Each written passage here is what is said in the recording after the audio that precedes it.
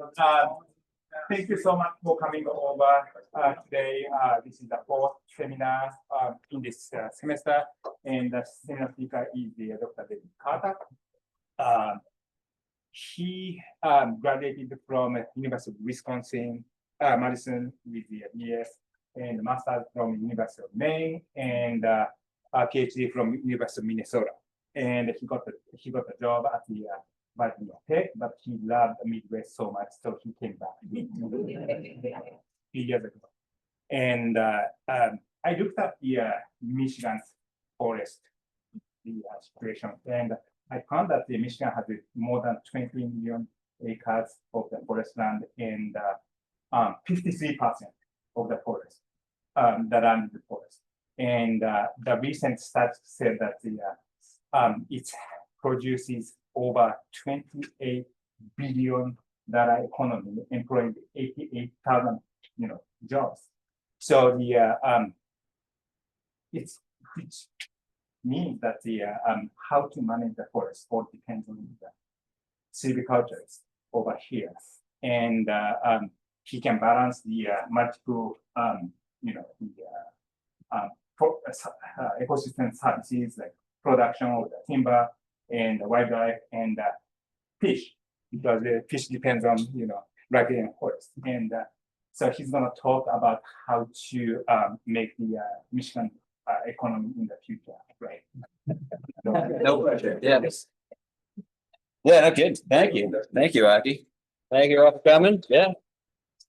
Appreciate having so many people here. Even if it's for free food and extra credit, I'll take it. Yeah, so I'm a little bit of an odd duck. This is technically my tenure talk.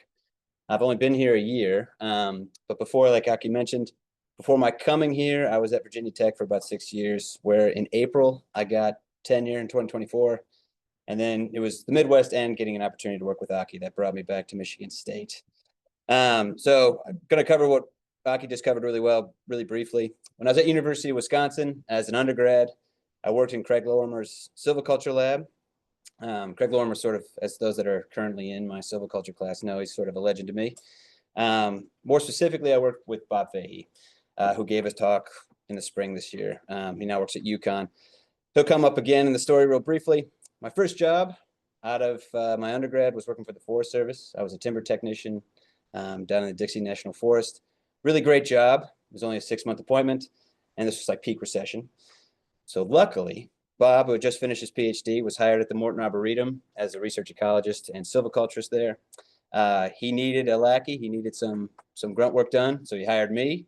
Ironically enough, I kind of got into forestry to like see all of the forests of North America, kind of get out into the wilds. Ended up at the Morton Arboretum, which is like nestled right into that suburban interface around Chicago and about 3 miles from where I grew up. But we did a lot of woodland restoration, not only at the Arboretum, but also in county forest lands all throughout northeastern Illinois. Great job. Not a whole lot of upper mobility, so I decided I needed to get a master's degree. That's when I worked with Bob Seymour, the silviculturist there up at UMaine. He's sort of the Eastern architect of new forestry or ecological forestry, and I worked in his AFERP Expanding Gap project there. Immediately upon finishing that, I worked with Rob Slazak and Tony D'Amato at Minnesota. And despite being based in Minnesota, all of my work was done out in the Pacific Northwest. I was stationed at the Olympia Forestry Sciences Lab in Olympia, working there with Tim Harrington, who was a silviculture professor at UGA. The big problem there was that they had an issue with Scotch broom, which we did a lot of work with that, and Thomas Hennessy is reaping the benefits of those early days looking at Scotch broom. It's an invasive shrub that just readily invades post-clear cut in a lot of duck fir stands. After that, started an assistant professorship and co-directorship of a research co-op at Virginia Tech, where I was teaching silviculture. And then in 2024, I came to Michigan State. And what I will say, this is not to throw any shade against my former employer, Virginia Tech, but it is really exciting to be back in the Lake States. The focus on loblolly pine, although there's some advantages to having like an engaged industry, there's financial gain that allows you to kind of put some of that, reinvest some of your profits back into silvicultural management. You have more inputs at your disposal potentially. It's very constrained into like how much you can move the dials anymore. Up here, where, to use sugar maple as an example, we're kind of only getting into that first rotation and figuring out whether the early constructs of single tree selection even worked 80 years down the road. So after just like one rotation, where we're probably on like our 8th rotation of loblolly pine in the south, we still have a ton to learn here in the Lake States, and it's really exciting to be a part of that. So this is the litany of things. Just wanted to kind of clarify that I'm an odd duck in terms of how I'm going about this process, and then also just define my appointment here. So I'm 40% research, 30% teaching, 20% extension, and 10% service.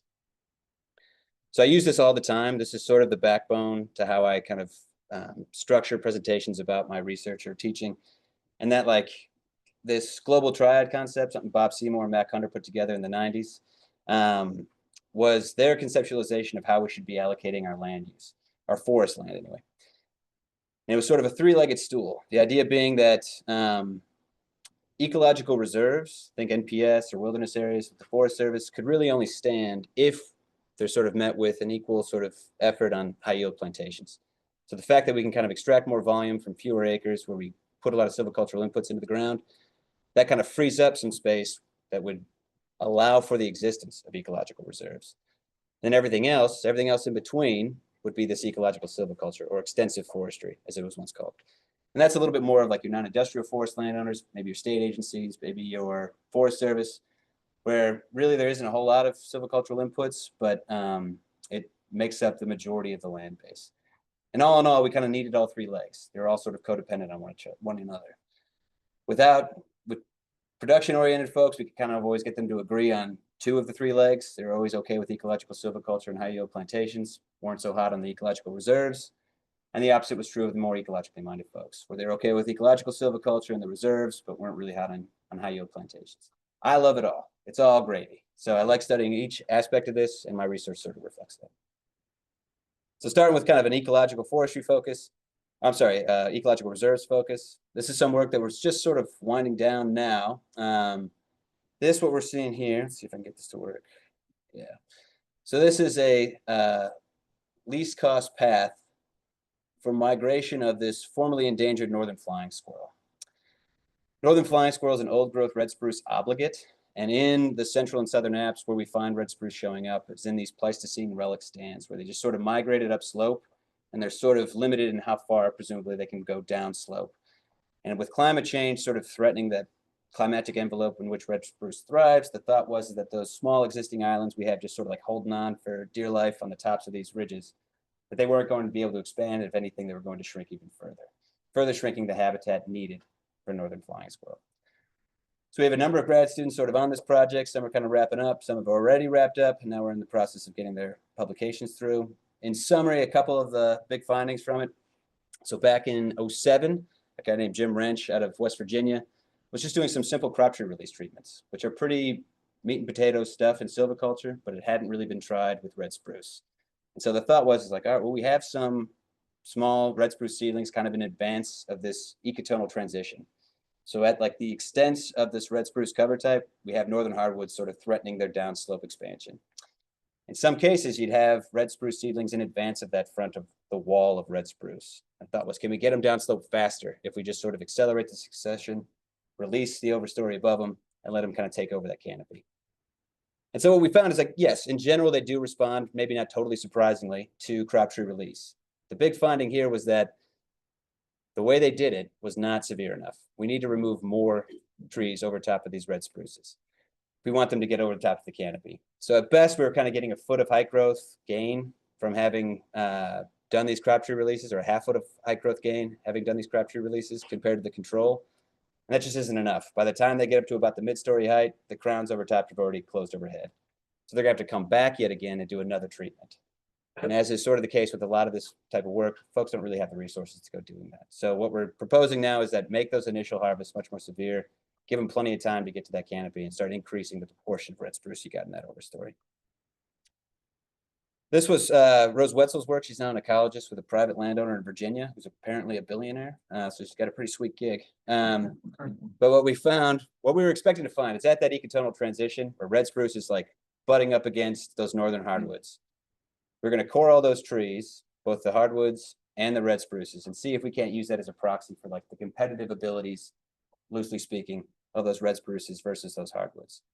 The thought being that if red spruce's height growth is really, or basal area increment is really kind of sucking wind as opposed to their competitors, those hardwoods, then maybe it's a bad indicator for their likelihood of expansion downslope.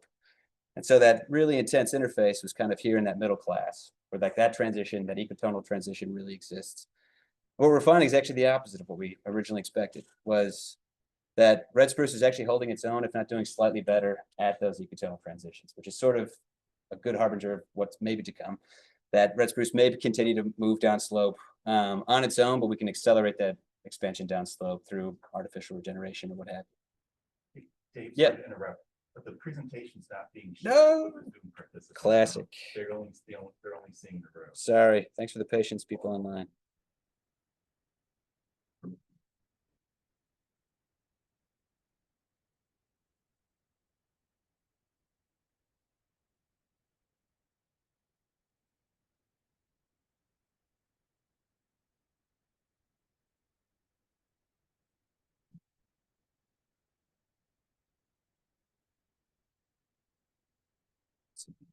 I see chat from here. Getting a thumbs up. Are they seeing that now? Sweet. All right. All right. And then the other, so we were trying to refine this idea of, excuse me. The best we kind of had to identify where optimal habitat that we could at least currently find for northern flying squirrel existed was just based on essentially in the winter where we see green stuff at high elevation as opposed to non-green stuff. The green stuff at high elevation is pretty much exclusively red spruce in these habitats in both the central and southern apps. Occasionally you get more Fraser fir, but predominantly it's all red spruce. So the thought was if we have at least 50% cover type of red spruce, we probably have sufficient habitat to support northern flying squirrel. We thought we could probably refine that a little further, where we could also include some structural elements as well. So leveraging this expansive data set of revisited cavities, artificial nest boxes, and chirp recordings that were put out all throughout West Virginia, we're able to kind of relate back the structural data that we were able to pull from tree map and see if in fact we could refine that estimate even further. So is all red spruce cover equal, or is there slight benefits to having something that's maybe structurally analogous to what we would find in old growth? Answer was broadly yes. The problem was, as we only found at the end of this, is that the examples of old growth red spruce are pretty limited. So most of what we have here originated from the same or similar event, which is where we had a massive cutover, usually followed by a fire. And so everything sort of originated around the same 3-decadal period. So we don't have a lot of really great old growth examples to sort of draw upon, but presumably that's what we're ultimately shooting for. What we're trying to do is put tools in the hands of land managers so that they know like where can they throw their resources, where would maybe more gain in certain structural attributes result in greater gain in northern flying squirrel habitat. And so we generated this, just published it recently. All right, so some Scotch broom stuff. So I worked on this for my PhD, and then since it's yielded a couple more additional external grants. For those that don't know, just some brief background. This yellow flowering stuff, if you're ever out in the Pacific Northwest, Western Pacific Northwest in May or June, you usually see these yellow flowers all over the place. You'll see them along the highways, you'll see them in recent clear cuts. It's all over the place. It's the costliest invasive plant in forests in Western Washington and Oregon. So it's leguminous, which means that it has kind of a competitive leg up on a lot of plants that are found out in the Pacific Northwest, particularly on lousier sites. So as the sites get droughtier, we don't really see Scotch broom take as big a hit. One, because it's drought avoidant, and two, because it's leguminous. So on those really N deficient sites, it doesn't really hurt so much. It's fixing its own nitrogen. Doug fir, the common plant associate that we find with Scotch broom, usually does take a big hit on those lousier sites and loses ground to Scotch broom. Has a drought avoidant habit. So it has these green photosynthetic stems. And during the peak of the Mediterranean climate drought that you have out in Western Washington every year, it can just drop those leaves and then regrow those leaves later in the same growing season. It's really plastic in its growth form. And we found some evidence that there's this positive feedback loop through the presence of Scotch broom. So we deliberately planted it in some plots, left it unplanted in others, controlled background vegetation with herbicides, didn't in other cases. And what we found is that just through the presence of planting like a 6-inch sprig of Scotch broom, that we saw this evidence of its presence presumably modulated the microenvironment that it was in, which may have facilitated the establishment of other non-natives. So you're kind of potentially stuck in this spiral where it was bad to start with and it's just continually getting worse. And we're deviating further and further from historic norms. This was kind of interesting. So this is some early work that we did looking at Scotch broom's sort of water use over time. So these yellow dots, these are all the broom only plots. This green dot, this is vegetation only. And we have broom and vegetation in these blue dots and a bare ground kind of control in black. What we found, I think I got an animation here. Early on in the growing season, we're seeing some evidence of some preemption of that soil water use, which is thought to be the most limiting resource in a Mediterranean climate when those faucets really shut off around June, July in Western Washington and Oregon. So it shuts down, it preempts all that use, shuts down, and it picks up again later in the growing season because it kind of has that indeterminate growth. Whereas all the other species that it's usually competing against don't have that similar strategy and also can't just like turn the growth back on once conditions improve. What we also found is that generally speaking, Scotch broom just being a shrub doesn't really get much beyond about 3 meters in height. It kind of caps out at some point. Whereas of course the trees it's growing alongside presumably are shooting for 200 feet or more. So what we were looking for is this, at what point do we really start to see Scotch broom, which is the fainter line, start to kind of cap out? When does it start to asymptote in terms of its height growth? And it does so as it kind of approaches this 3 meter line. And what we have along the top here, these are all different percentages of clay that are present in these soils. So again, because we think that the main mediator of competitive outcomes in the Pacific Northwest is soil water, we think that soil particle size really has a strong effect on how much water is in those soils. So as the sites improve, as clay content increases, we thought there'd be more soil water, which would result in greater Doug fir growth, the black line, and eventually it would kind of get itself, its head and shoulders up above that shrub height of Scotch broom. So we use that to kind of inform sort of a regional prioritization tool for the management of Scotch broom. So we collaborated with some industry partners and we got some of their LiDAR data over about 160 stands. And we're looking at stands that are about 3 to 7 years old, sort of that like important critical time for whether or not Doug fir is going to make it above Scotch broom. And we were able to relate the LiDAR heights with field estimated heights, and field estimated heights were pretty good. And then we're looking at different textures and seeing how well Scotch broom did compared to Doug fir. And these green boxes are kind of indicating, you know, where we're good to go, where Doug fir should be okay on its own, no need to control. And that's the issue, is that the prioritization of controlling Scotch broom, it's everywhere. You can't control it everywhere you have it. So where do you go first in order to really get the biggest bang for your buck? So this is what Grady ultimately produced, which is a map that we're going to be hosting on the Forest Service website once they're up and running again. We did this with relatively little budget. We promised like so much in free data in the form of this industry LiDAR. And we had to beg for like 60 grand, but it worked. We got Grady through. We made a pretty cool tool out of it. The idea being that these darker blue portions are areas of Doug fir plantation you could probably get away with not having to control first the Scotch broom. Focus on the lighter blue areas first. If you have the resources and the means, go after these other sites next. So this is ultimately sort of manifested in what now Thomas is sort of leading. He's a PhD student of mine that's been heading up this project. We got DoD funding to look at novel approaches to mitigating the Scotch broom presence on Joint Base Lewis McChord, just outside of Olympia. We're trying some interesting treatments here among a slew of other things. This is just sort of a snapshot of different management approaches. We'll be trying some mastication, some burning, but the big one that we've sort of springboarded from our previous work is that really the ultimate control of Scotch broom is getting some sort of tree over top of it and shading it out. One of the most pervasive things that it does is it forms this massive seed bank. At about age 3, it starts producing seed, maybe 10,000 seeds per shrub. And there are estimates that that seed can remain viable in the seed bank from anywhere from like 4 to 60 years.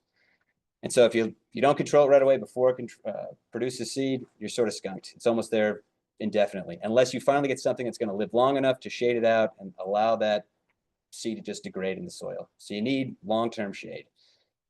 The other issue with this site is that it's super sandy, super coarse. Doug fir is probably not the best species for it, so we're also bringing in some more drought-adapted Doug fir seed sources, as well as some other species that like ponderosa pine or Oregon white oak right here, and testing its ability to kind of get over top of some of the Scotch broom for long-term control.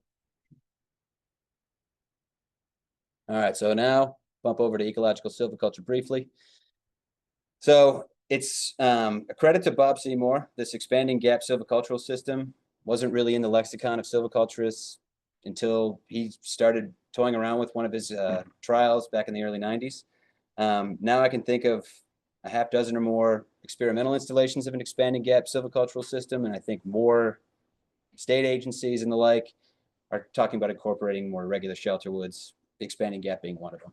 The idea being that all you're doing is, it's similar to a group selection where you come in, you make these series of gaps, and rather than waiting 15, 20 years and creating new gaps, you're just expanding the originals.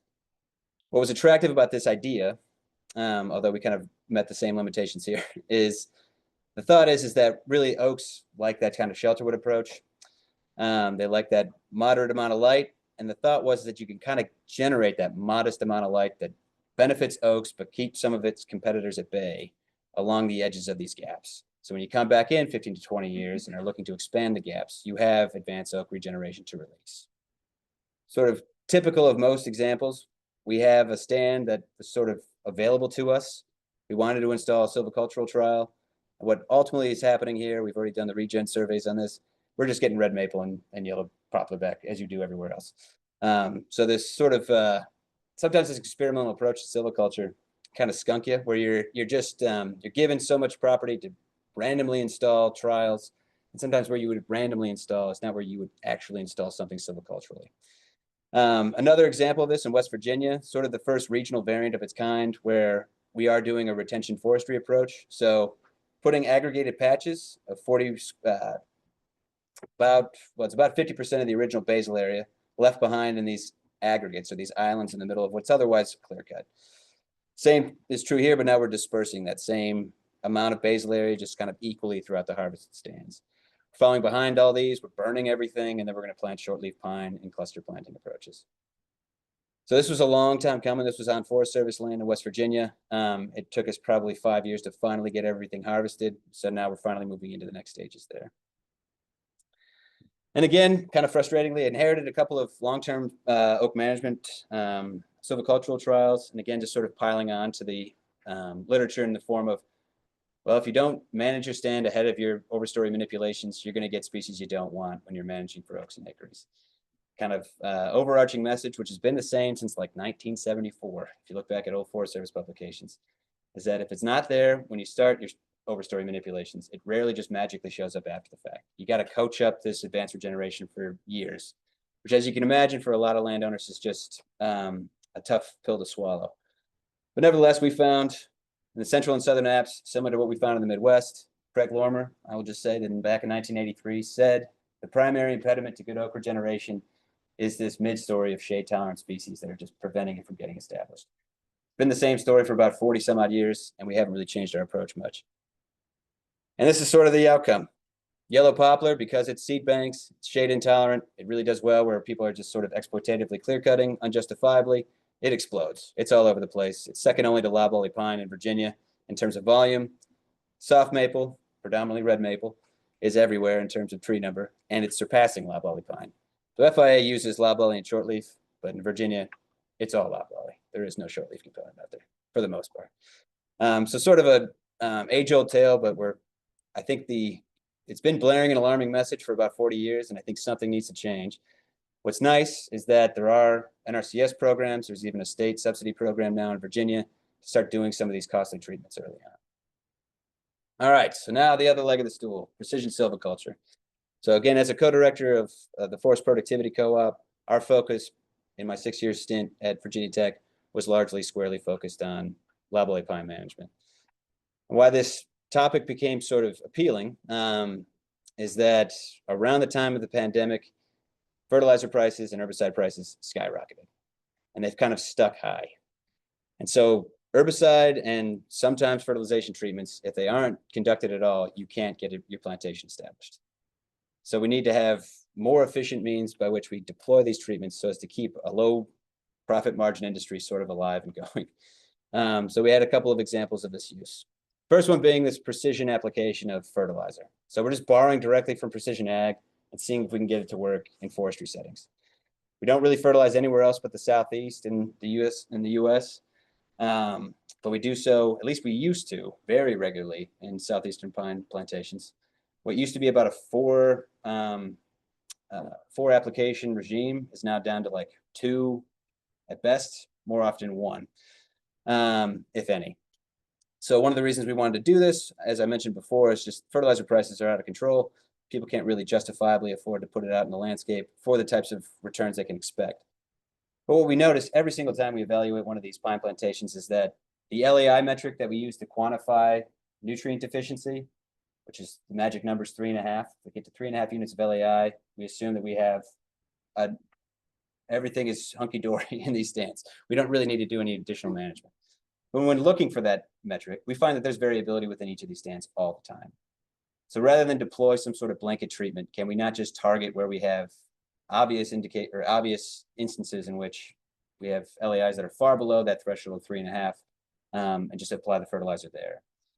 So we deployed this kind of variable rate application where we had rates as low as 0, as high as 300 pounds of nitrogen per acre, which is a lot of fertilizer, and everything in between. It worked. We were able to do it. We had to kind of test operationally if this was even doable. We set out kiddie pools out in the middle of a runway and had somebody in a fixed wing aircraft fly overhead and drop at various rates and then count the pellets in each of those kiddie pools to see if they're actually hitting the rates we expected them to. Nevertheless, this is probably too complicated, is what we've ultimately found out. What we need is basically to have strips, long strips that the aircraft can fly at a whack and kind of apply the same dose throughout that entire strip. So still refining this process, but industry is pretty excited about this idea.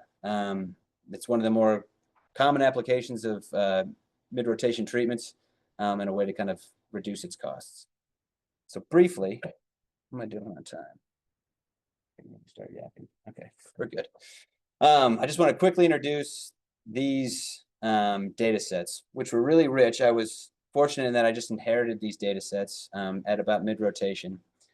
And the primary points I want to communicate to you all is that each of these dots, as best as you can see them, are individual trees, all of which have individual GPS points. There's about 11,000 in total. And those GPS points were taken when the trees were still seedlings. So we have probably within about a decimeter where their actual individual tree locations are. And then they're annually inventoried. So we have DBH measurements for everything, plus LiDAR data 3 separate times for everything. And we have experimental manipulations within spacing, genotype entry, and silviculture intensity. So we're able to leverage this data set, which again, I just inherited, to really make hay with. First thing I wanted to do, see if I can move that down. Guess not. Sorry. Can I just like move this whole bar down? If I grab it, there we go. So what's interesting is that while we were sort of in the more northern latitudes talking about increasing diversity of structure and composition to increase yield, which is sort of an age-old idea, thought being that like if you put shade-tolerant species in the understory of a shade-intolerant overstory, you're packing in more LEI, you're getting more productivity in a per unit land area. What they were doing in the south was sort of the opposite, where they're actually increasing the homogenization of these stands to the point of where they're actually deploying individual clones. So back in 2007, clonal forestry was thought to be like the next big thing. You know, if we can kind of control even the genetics, maybe the only variability left would be those soils. And maybe we can ameliorate those with mechanical site prep or with fertilizer, what have you. We can kind of control the noise, sort of an intensely agronomic model toward silviculture. And so the opposite to me would always be true. And what I found is that in that original data set, we had, just by coincidence, areas in which we had mixtures of different genotypes aligning next to each other. So these kind of mixed plots at the interface of these plots that were deliberately installed, where these red dots would all be this one genotype under the same silviculture, under the same spacing, immediately next to a different genotype of the same silviculture and spacing. And so at this interface, we could test if genetic diversification resulted in greater diversity or greater yield. And we could kind of compare them to their pure analogs just to the interior of those plots. I mean, the most straightforward take-home message from that analysis back in 2020 was that, yes, under intensive management, which we're still trying to figure out the mechanism for this, is that you do get greater productivity. And you also get reduced competition effects. So when all living neighbors are surrounding one of these trees, let's say this here is your focal tree.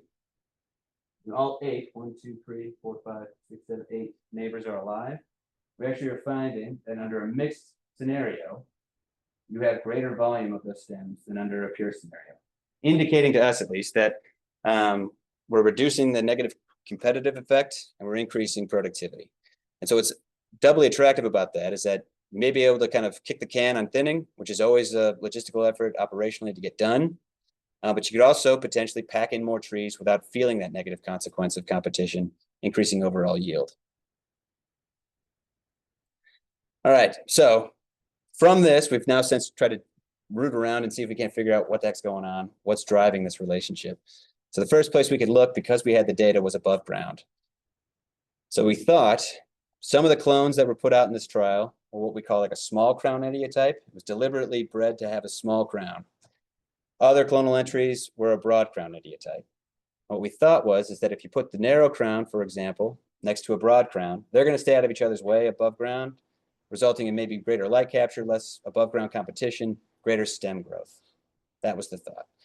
And so the best example I could come up with, I thought I was like really proud of this when I originally did it, and everybody else just got more confused. But the thought is that you got your broad crown etiotype here, shown by the heel of this shoe, next to the narrow crown etiotype, shown by the toe of its adjacent competitor. So you could jam more shoes into that same box without them having to squish together, as opposed to this, where you put the heels both corresponding in the same orientation, and all of a sudden they're conflicting for growing space. That was the idea. So what we expected to find was a selection effect. As those broad crowns were next to those small crowns, broad crowns could get bigger and the small crowns wouldn't care. So that would be called the selection effect. We would expect that there would be a selection effect in the crowns that would yield a stem complementarity effect in the stems. We didn't find that. In fact, what we found is that everything got bigger above ground that we could measure. And we measured everything with LiDAR. So that both crowns, regardless of video type, got bigger when they were growing in mixture than when they were growing in their pure analogs.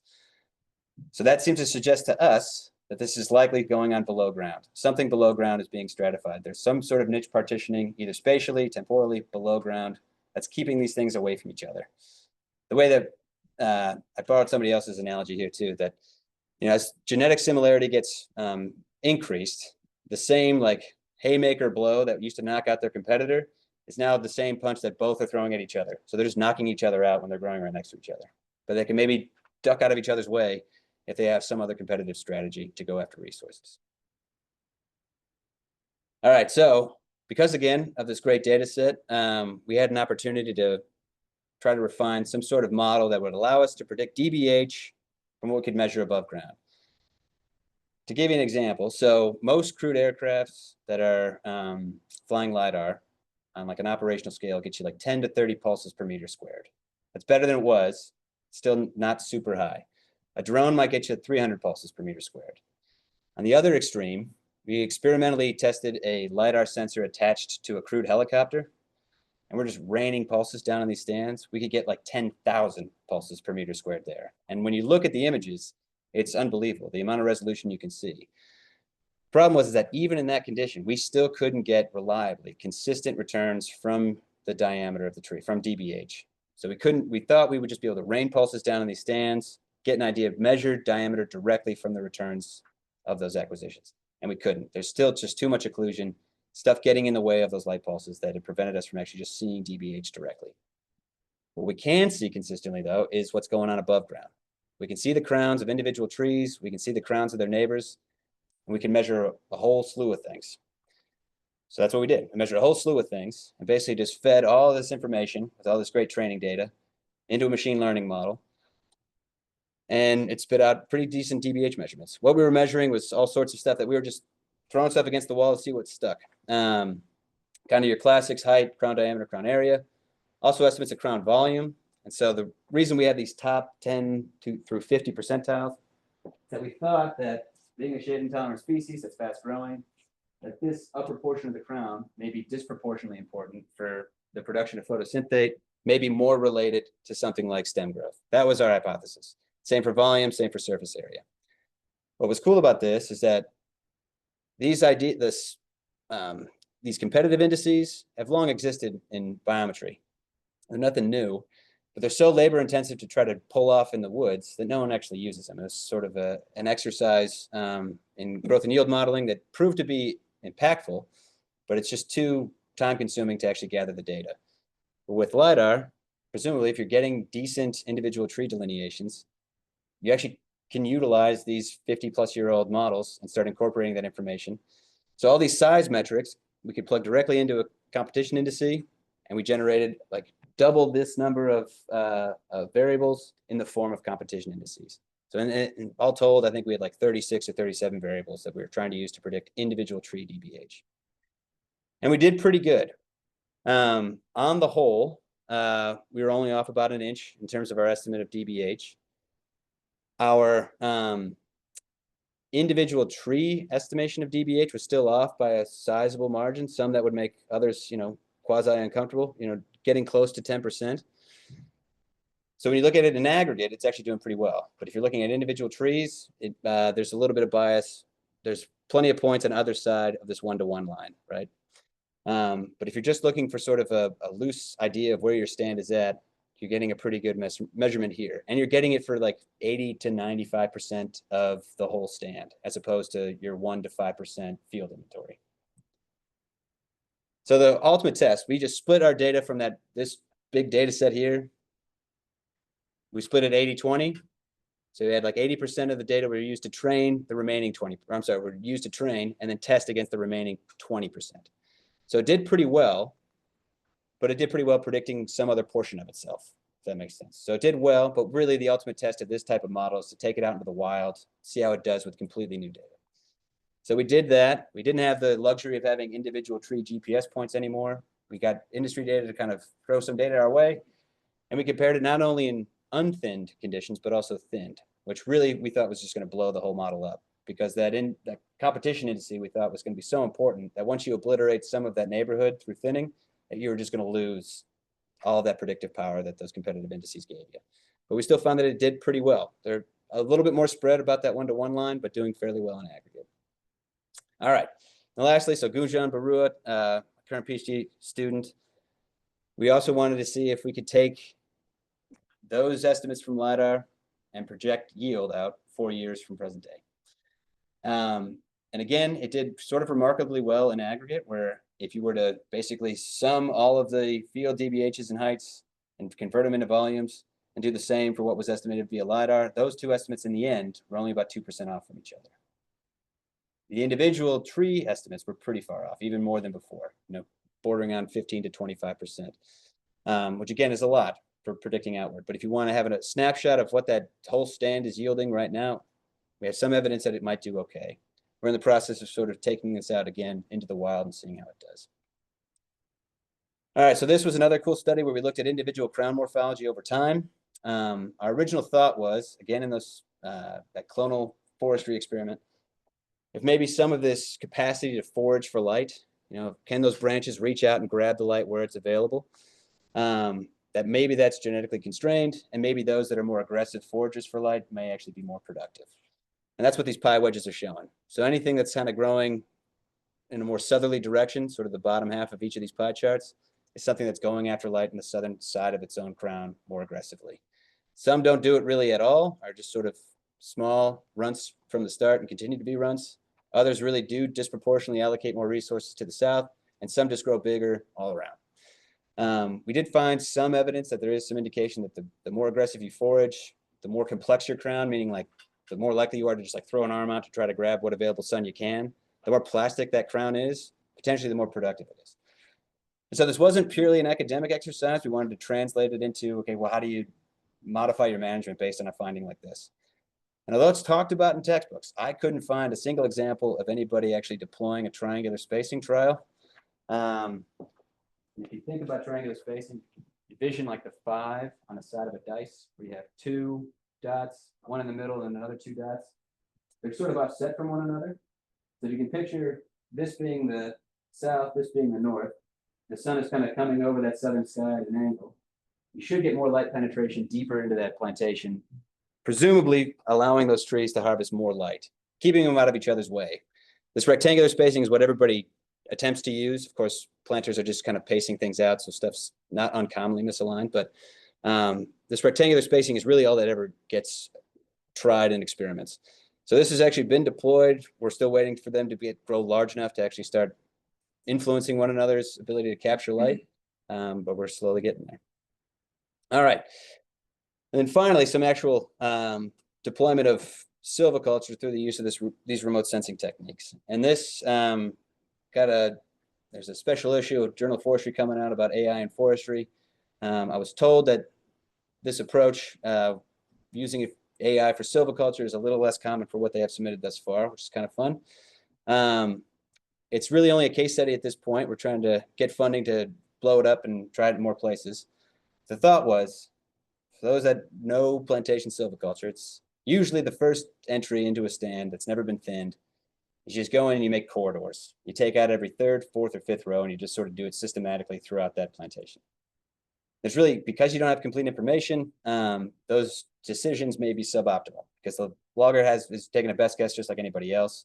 And historically, you know, this is straight out of Nyland's textbook, you would assume that the systematic removal of rows would just shrink that diameter distribution equally, right? And then after that, the operator would come in and ideally take out your lower performing stems in between, using those corridors as sort of a gateway into the remaining stand and take out sort of the low performers. That's the idea. Our idea is that let's start small and just see if we can improve upon this row selection idea. And our thought is that this construct would be likely flawed, that in fact there are probably differences among rows and that you can take out more or take out less depending on where you start. So if you start on a row 2 and a fourth row removal thinning, how does that ripple through the rest of the stand if you keep that spacing the same, as opposed to starting a row 1 or 3, what have you? And so we try to turn the dials up as extreme as we could on either side. Let's have a trial where we take out all the high performing rows. Let's have another trial where we take out all the lower performing rows in our fourth row thinning. We were able to really kind of push this, that we had significant differences in the amount of volume that was removed depending on those two treatments. The operator select actually did pretty well, where they didn't differ between the two sites. And this was actually commercially logged. Somebody came in and was hired as a contractor to do it. And we have a slight difference in what's left over as a result of our treatments. The big one might be that we sort of arbitrarily selected this 10-inch DBH. Above that, you start to get into higher product classes and slightly more valuable stem. And through our high volume removal treatment versus our low volume removal treatment, we had a substantial difference in the amount of 10-inch diameter trees we were removing as a result of our row removal decisions. Oh, I should also mention, so a former computer science master's student here at MSU is working remotely for me right now to try to convert all this decision-making into an algorithm so that you really could just import your field, more likely LiDAR data set, and have it decide for you which of those rows ought to be removed to kind of optimize your decision-making. I will admit that just based on the conversations I've had with industry and the types of reviews I'm getting for this very manuscript, it's a scary proposal for a lot of silviculturists and foresters that are now seeing people inch into this arena of making decisions in the absence of a forester. And the idea that forestry could be done remotely and DBHs could be measured by a machine as opposed to someone in the woods, which used to be like the last hill we had to die on. It's like, well, you can't go in the woods, and crap, now you can. It's interesting. The bar that you have to surmount via these methods is generally higher than what one would even have to surmount if doing it in the field. Field work is generally held as this gold standard, but oftentimes even the methods they use are oftentimes, for example, typically you're only measuring about 3% of the area of the stand that you're measuring. You have no idea well, you have some idea by extrapolation what's going on in between those plots. In some of these cases, we're talking about having a 90% or more coverage of the entire stand.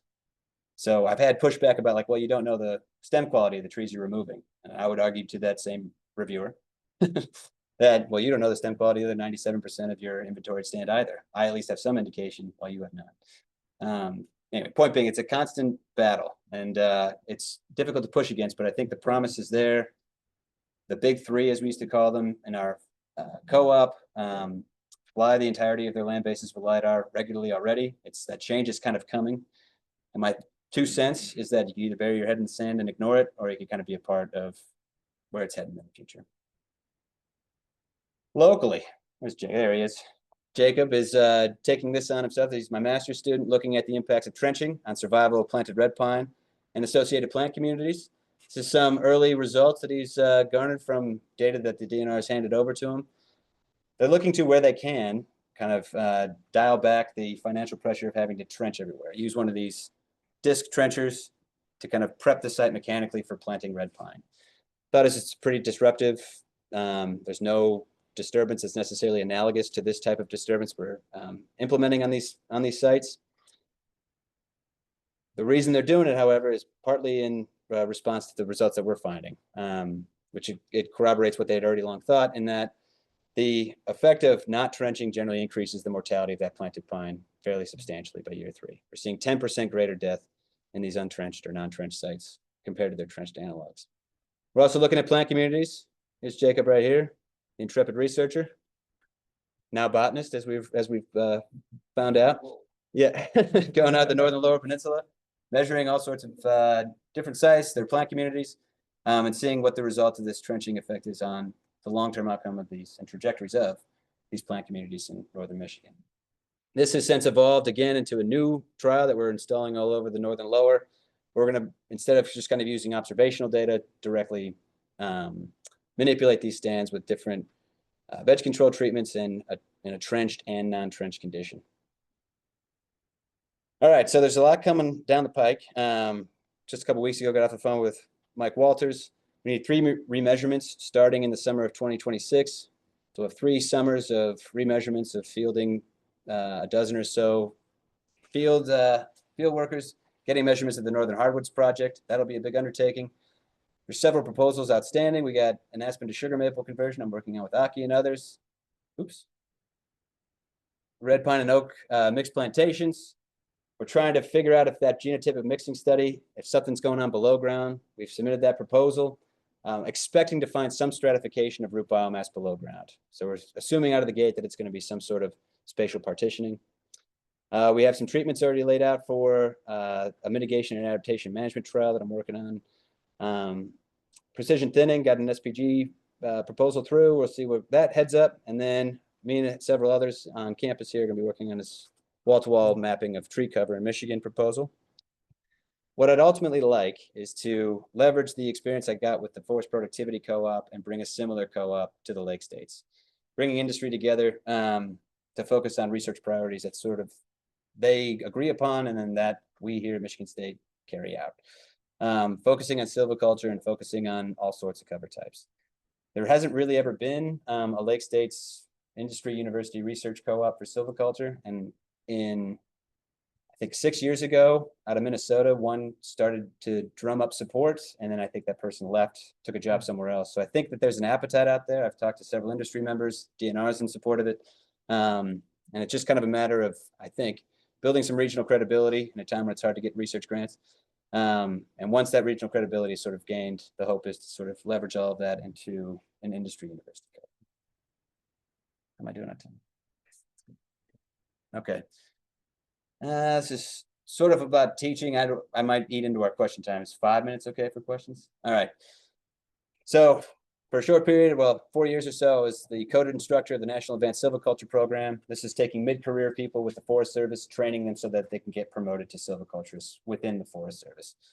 We hosted about 30 some odd students every year, took them all over the Central Apps in Kentucky and Virginia. We hosted them, we fed them, we taught them, and then we trained them. That was their capstone project. So to finally pass the whole NASP program, they had to pass our capstone. As a co-director, we had a slew of stuff going on every year. We had 3 annual conferences, one of which was international, 8 annual field visits all throughout the Southeast. These 2-page reports were 200 plus pages that we added to and refined every year.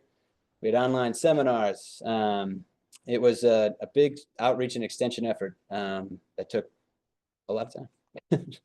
One of the programs that we also had going, which was pretty cool, is that we had folks that would be stationed at a state forest. They would do some early research as undergraduates, and then we would publish the work that they did in an extension publication. And we kind of try to crank one of those out every year and have them be lead authors on that experience. So far, completed 11 grad students. I'm proud to say that Julie DeFeo, pictured here, she completed her PhD just this past spring, and she's now the assistant professor of silviculture at Ohio State. So that's pretty exciting. Still have 5 current students. Thomas and Jacob are both here at MSU, and I'm co-advising these folks back in Virginia Tech. So to date, this is kind of where we're at with things. Yeah, more or less said it all. And I want to get through this and be done. A lot of time for questions. So thank you.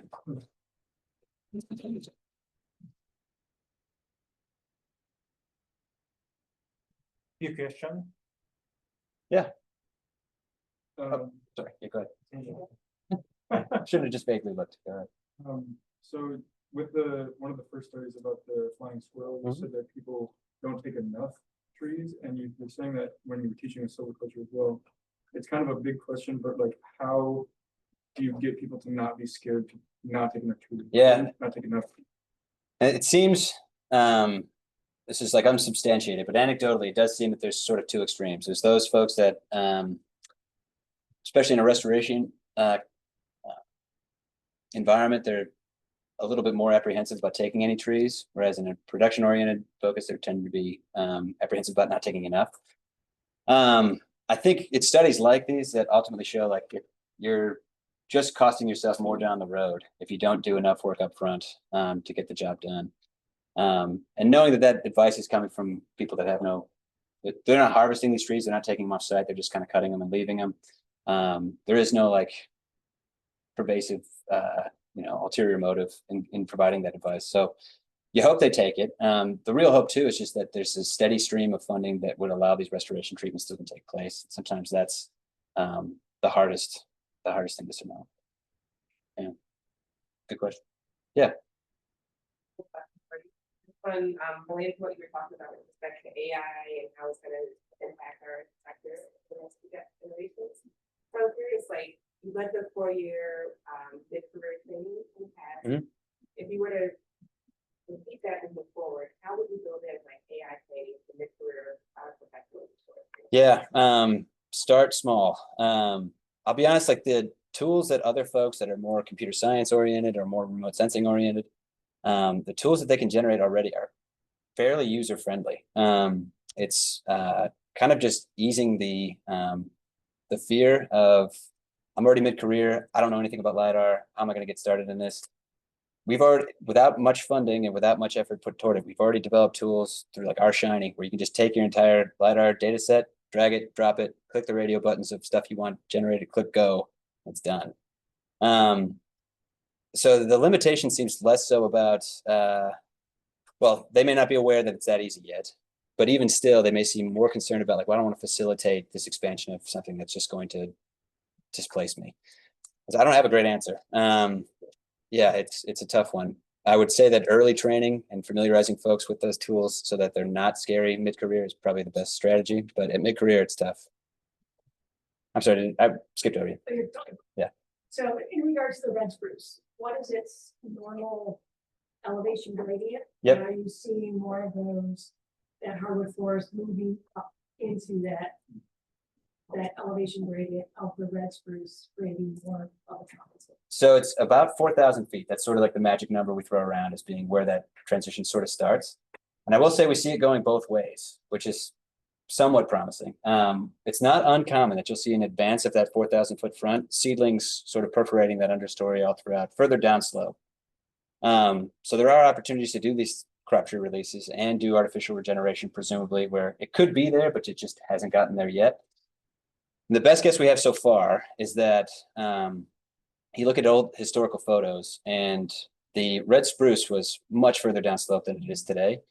And so we think that climatic envelope has shrunk, but maybe it still hasn't even expanded to where it's shrunken to today. So they may have room to go. We had inherited a data set that looked at that ecotonal transition and also like plots that were in the heart of those red spruce sky islands and outside of them. We're seeing evidence that it's moving down slope unaided. It's kind of doing its own thing, which based on its like silvical characteristics kind of makes sense. It's like I'll hang out under this understory for 60 years if I have to before something goes. So yeah, it's hard to know if what's well adapted today is well adapted 50 years from now, but at least the early indications are slightly more promising than we originally thought, which is, you don't always get to say that. So that was nice. Yeah. A lot of your previous work was in southern, southeastern pine type situations. Of these very projects you showed us were what do you think, are lessons that are most deeply transferable to Michigan mixed northern hardwood stand or silvicultural ideas? Yeah, transferable. I mean, the red pine plantation resource is sort of undergoing its own issues here, and it is slightly different from what we have. So that backdrop is whatever tools were generated in a plantation setting are easily transferable to other plantation settings. I would say that the management that took place in southeastern loblolly pine is wholly different from what we would do in any sort of extensive or ecological forestry construct. There, however, you know, building on experience from my undergrad, from Morton Arboretum, from UMaine, a lot of those concepts are still sort of in their nascent stages where we're trying more regular shelterwood approaches, namely to kind of convert some of the existing like aspen over to other more attractive or maybe better adapted systems going forward. So I would say that in addition to that, the tools that were generated in more high yield scenarios are tools that can be readily adapted not only to fit more of these natural cover types, but also can be updated so that they reflect sort of our expectations with things like climate change and carrying capacity changing as we kind of experience more CO2 fertilization in more of these stands. A lot of the old tools that were generated in cover types that really aren't reminiscent of what we have today. So the whole slew of tools that we, you know, stocking charts, site indices, may not necessarily hold as well as they did historically going forward. I don't know if that helps.